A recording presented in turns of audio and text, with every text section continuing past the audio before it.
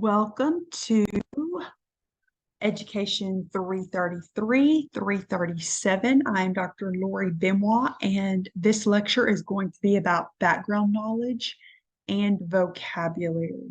So let me go ahead and get started, and we'll dive right in. So background knowledge and vocabulary is part of the essential learning of this course. And our objectives for this particular module are to identify two strands of Scarborough's reading rope. And if you'll remember in the previous module, I gave you the overview of the entire reading rope. Today, we're going to focus on two of those upper strands, background knowledge and vocabulary. And we want to examine instructional methods and materials to enhance students' background knowledge and vocabulary to lead to improved comprehension. Our essential learning is how can teachers adapt curriculum? I'm going to go ahead and go in right here and change this very quickly, but how can teachers adapt curriculum and use resources to build background knowledge and improve essential vocabulary for selected text and content? So we are going to go ahead and just jump in with looking at the rope one more time. So this is the overall Science of Reading, Scarborough's reading rope. Notice we are on vocabulary knowledge and background knowledge. And the reason I like you to see this view of it is because I want you to know that these are related to, excuse me, got a little ahead of myself. These are related to language. This is the language comprehension strand. And so if you think about the simple view of reading, we are in that strand. If we go a little bit ahead, we can see here that, notice it's flipped, but I still like this view as well. When we're looking at background knowledge and vocabulary, notice right here, it's at the very upper part of that language comprehension strand. So that's why we often call it the upper strand. I like the other picture as well, simply because it shows us how it's related to the simple view of reading. But these upper strands, background knowledge and vocabulary, are very important. When we're thinking about background knowledge, we want to think about the essential component in learning because it helps us make sense of new ideas and experiences. Readers rely on background knowledge to attend to and to make sense of what they are reading. It's important for readers who are still relying heavily on word decoding rather than rapid word recognition. So having knowledge about a variety of subjects and topics and ideas makes it more likely that they will be able to make sense of what they are reading and more likely that they will add to their body of knowledge. So when we think about telling students to put something into context, well, if they don't have a good frame of reference to be able to put it into context and they don't have a lot of background knowledge, then that tip, while well-intentioned, it may not be very effective. So it is something that we want to consider. Equitable background knowledge is a very important part of supporting all students. When children don't have prior knowledge, which is what I was speaking about when we're talking about helping them build, use context clues. When they don't have prior knowledge about a subject, they're starting their web of understanding from scratch. Spending a little time building children's conceptual and vocabulary knowledge can have huge benefits to their reading and listening comprehension. So two things are very important: encouraging children to make connections to their previous experience and related knowledge, and then intentionally introducing and discussing new information and connecting it to what they already know. So background knowledge is an equity issue. And this whole concept of equity is something that you're going to hear a lot throughout this course and your entire teacher preparation program. So when we're thinking about equity and background knowledge, this is something that we want to consider. And this is from Education Week. I actually linked this full article in this week's extension reading for you, but this is just a little bit of it. When students have the opportunities to draw on the whole of their schema, they are better able to chunk the information they are encountering in order to construct enduring understandings and better retain the details of what they have learned. This is absolutely an equity issue because some students have background knowledge that is more valued than others by schools and thus more likely to be leveraged in their learning. The question then becomes how?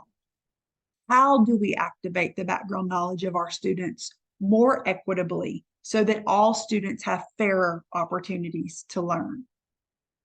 Here is a tale of building background knowledge versus activating background knowledge. And I think it'll help you understand how it can actually play out as an equity issue.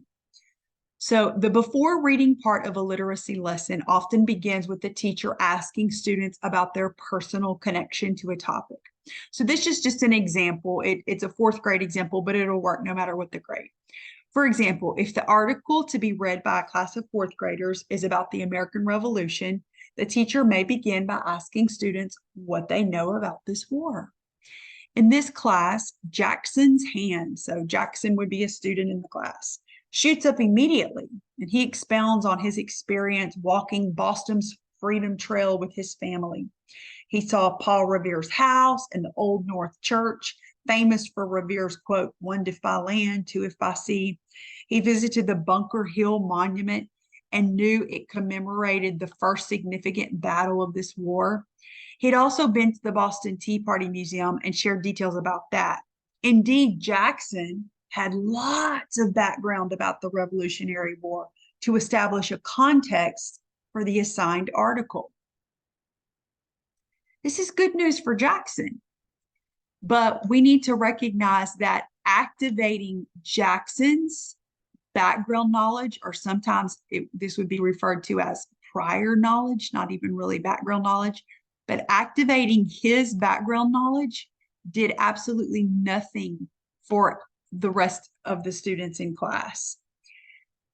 Sometimes when one student shares his knowledge, we are lulled into believing that this somehow transfers to the other students and that they are vicariously building their own background. Unfortunately, this is seldom true.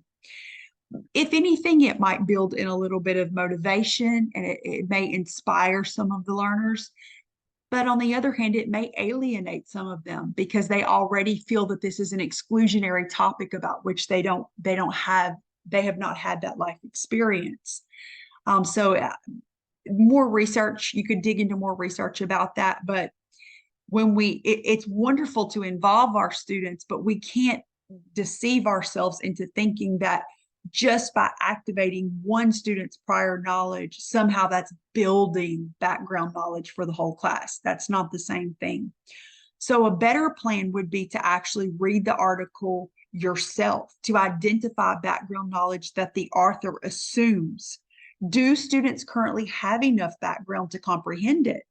If they don't, choose another more basic article or a video to start with to build that background before moving on to the assigned reading.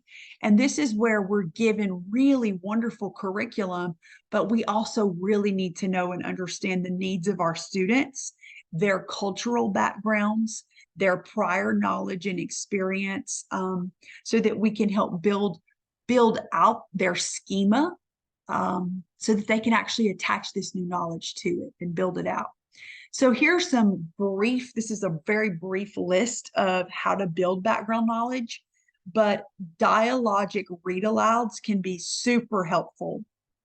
So you can actually Google this and look it up, but these are actually ways that you are able to get multiple perspectives of an issue or a topic by having each student sort of take on the role of a different figure or a person or a perspective of an issue, and then reading that aloud.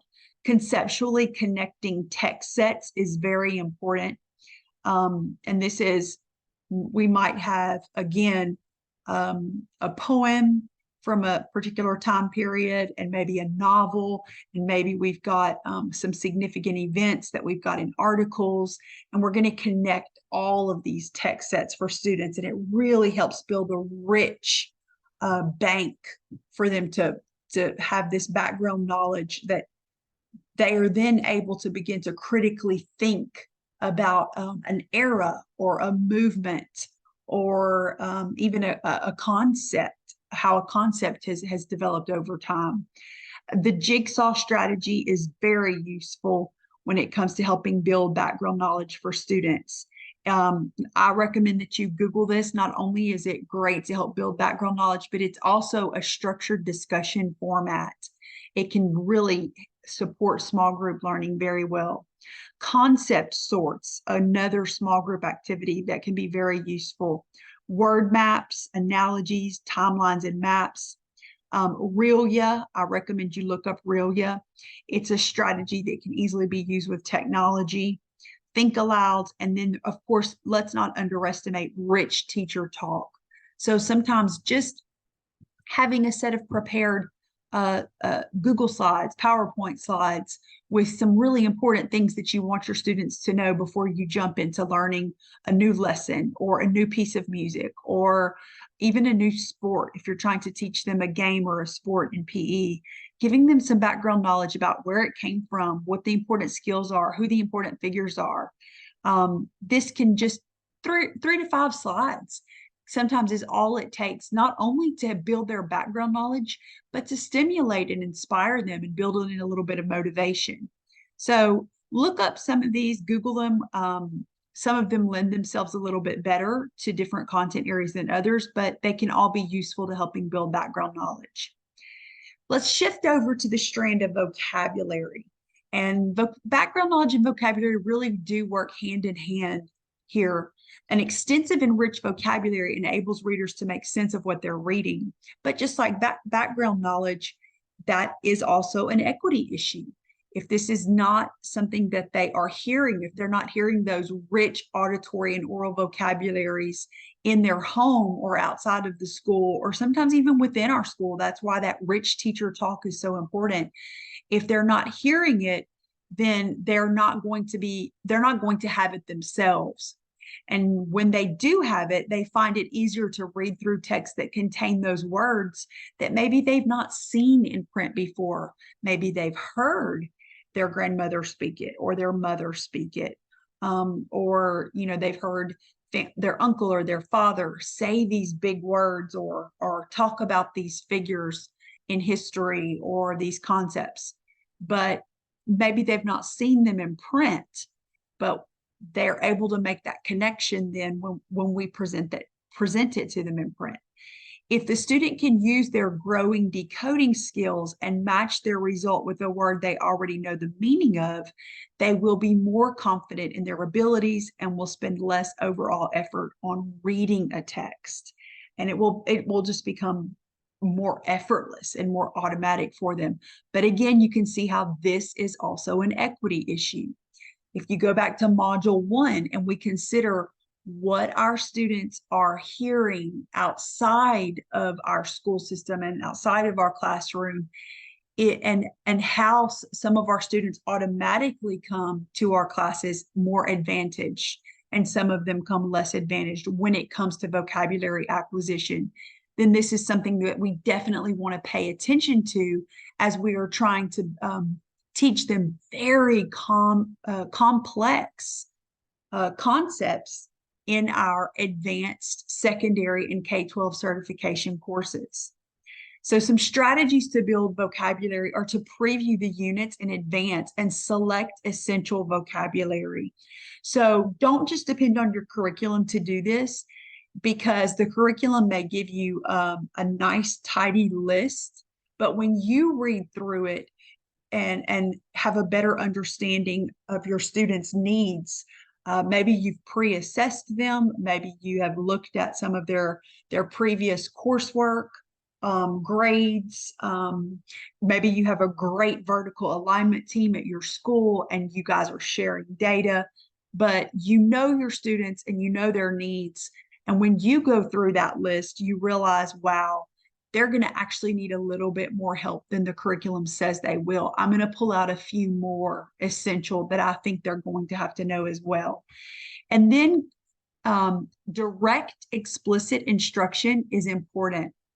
So this means that we need to actually give them opportunities to hear us using and saying the words correctly. They need to have systematic practice using the words, repeated exposure to the words so that they can begin to build proficiency. Tiered academic vocabulary is very important, and we're going to talk about that a little bit more when we build out our lesson plans. But ensuring that we are selecting words that are very important for the concepts that we are teaching, but that we are also acknowledging words that are transferable to other domains and other contexts that the learner may encounter, not only in education and academia, but throughout their lives. Morphology is very important. We're going to dig into that in just a moment, a little bit more deeply. And then, of course, we want to keep these visual cues in mind that can be helpful. So graphic organizers are so important. Word walls, pictures, word maps, and we'll dig into these a little bit more deeply as well. So let's talk about morphology. Morphology is defined as a system of units of meaning in words. It consists of bases and affixes. So we're talking prefixes and suffixes here, as well as like root words. Teachers at the secondary level are not often equipped to remediate reading, but developing knowledge around morphology can help with reading fluency and vocabulary comprehension so that students read and understand their content areas better. So morphemes are the smallest units of meaning. Some words have one morpheme: play, show, build.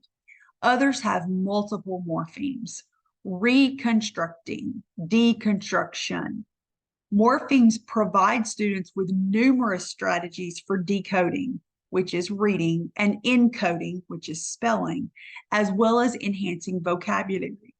As children learn the common prefixes, suffixes, and Latin and Greek bases, they gain new understanding of these meaning-based building blocks in English words.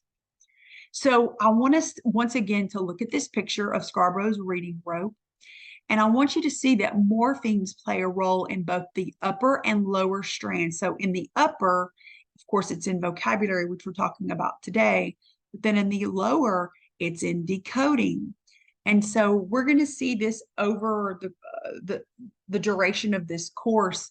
There are several concepts. Morphemes are one that they're woven in both the lower and the upper strand. And we as secondary teachers, even though decoding is a skill that they should learn in elementary school, we can definitely reinforce it and even build upon it through strategic and morpheme instruction in our secondary and K-12 middle and high school classes. So teaching morphology is really not that challenging. We want to determine which morphemes are best for us to teach. We want to start with a brief introduction on the most popular prefixes and suffixes to ensure students understand the most common meanings and high-frequency words. Then we want to branch out to Latin and Greek roots for the demands of secondary content areas like math, science, and social studies. Morphology has to be taught explicitly in order for it to be effective. So the teacher provides a means to help students define the base or the affix, and students have guided practice with the words. And this is what we're talking about with explicitly. They've got to be tested on it. They have to have opportunities to practice it. And it's got to be something that's a regular part of instruction. When introducing morphemes for the first time, start with commonly used morphemes. Explain to students why they're studying them and what it will do to progress them not only in your class, I think that's really important, but also where they're going to see these in other courses and later on in their educational journey. Once morphemes are introduced, choose morphemes that are most common to your content area and relevant to your study, unit of study, or the chapter that you're focusing on.